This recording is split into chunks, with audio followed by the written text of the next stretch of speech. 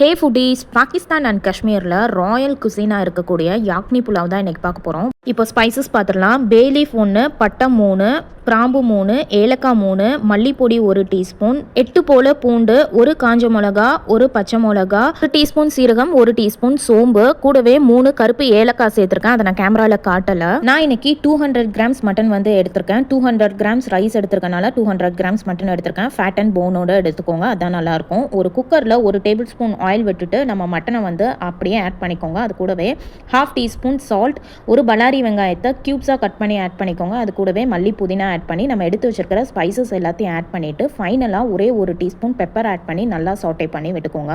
Mutton மூழ்கிற அளவுக்கு 2 class போல வாட்டர் ஆட் பண்ணி அப்படியே குக்கர் லிட்டை க்ளோஸ் பண்ணி 4 விசில் வர வச்சு எடுத்துக்க போகிறேன். 80% மட்டன் குக் ஆனால் போதும். மிச்சத்தை நம்ம தம்ல குக் பண்ணுறப்போ மட்டன் பர்ஃபெக்டாக குக் ஆயிரும். 200 கிராம்ஸ் செல்லா பாஸ்மதி வந்து எடுத்திருக்கேன். நீங்கள் நார்மல் பாஸ்மதி கூட எடுத்துக்கலாம். அது மூழ்கிற அளவுக்கு தண்ணி ஆட் பண்ணிட்டு 20 மினிட்ஸ் சோக் பண்ணி எடுத்துக்கலாம். அதுக்கு முன்னாடி 2 டைம் அரிசியை நல்லா அலசி எடுத்துக்கிறேன். இப்போ மட்டன் வந்துட்டு 4 விசில் வந்துருச்சு. இதை அப்படியே ஆஃப் பண்ணிட்டு அதை தனியாக வச்சுக்கலாம். தாளிப்புக்கு தேவையான ஸ்பைசஸ் பார்த்துடலாம். 1 டீஸ்பூன் சாஹி ஜீரா, 2 பட்டை, 2 ஏலக்காய், 2 கிராம்பு, 1 டீஸ்பூன் கரம் மசாலா, 2 பச்சை மிளகாவை இந்த மாதிரி ஸ்லிட் பண்ணி வச்சிருக்கேன். 1 டீஸ்பூன் கொரியாண்டர் பவுடர், 1 பே லீஃப் வந்து எடுத்திருக்கேன். 1/2 கப் கர்டை நல்லா பீட் பண்ணி வச்சிருக்கேன். அது கூட 1 டீஸ்பூன் ஜிஞ்சர் கார்லிக் பேஸ்ட் வந்து ஆட் பண்ணி தனியாக எடுத்து வச்சுக்கிறேன். இப்போ 1/2 அன் ஹவர் ஆயிடுச்சு. அரிசி நல்லாவே சோக் ஆயிடுச்சு. அழுத்தி பார்த்தீங்கன்னா அரிசி வந்து உடையக்கூடாது. இதுதான் பர்ஃபெக்டாக இருக்கும். குக்கர் ஓப்பன் பண்ணி மட்டன் அண்ட் கார்லிக் மட்டும் நம்ம செப்பரேட்டாக எடுத்து வச்சுக்கலாம். அதில் இருக்கிற ஆனியன்ஸ் அண்ட் மற்ற ஸ்பைசஸ் எல்லாம் வந்துட்டு வேஸ்ட் தான். அதில் இருக்கிற ஸ்டாக் மட்டும் தான் நம்ம யூஸ் பண்ணிக்க போகிறோம். இந்த ஸ்டாக் பேர் தான் யாக்னின்னு சொல்லுவாங்க. இதில் ஃபுல் ஃப்ளேவரும் இறங்கியிருக்கும்.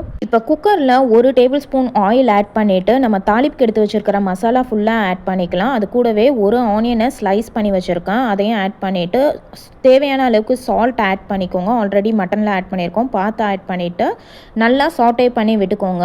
ஆனியன்ஸ் ஃப்ரைட் ஆயிடணும், ஆனால் மசாலா கறியிடக்கூடாது. அது மட்டும் பார்த்துக்கோங்க. அது கூடவே கொஞ்சமாக மல்லி புதினா ஆட் பண்ணிவிட்டு நம்ம எடுத்து வச்சிருக்கிற தயிரும் கார்லிக் பேஸ்ட்டையும் ஆட் பண்ணி நல்லா சாட்டே பண்ணிக்கோங்க. அதோட ரா ஸ்மெல் போனதும் நம்ம குக் பண்ணி வச்சிருக்கிற மட்டனை ஆட் பண்ணிவிட்டு கரெக்டாக 2 கிளாஸ் வந்துட்டு யாக்னி கிடச்சிது. நான் 1 கிளாஸ் அரிசி எடுத்துருக்கேங்கிறனால 2 கிளாஸ் யாக்னி வந்து கரெக்டாக இருக்கும். அதை ஆட் பண்ணிவிட்டு நம்ம சோக் பண்ணி வச்சிருக்கிற ரைஸையும் ஆட் பண்ணி லைட்டாக மிக்ஸ் பண்ணிவிட்டு குக்கரை மூடி வச்சுருங்க. 2 விசில் வர வச்சு எடுத்துக்க போகிறோம்.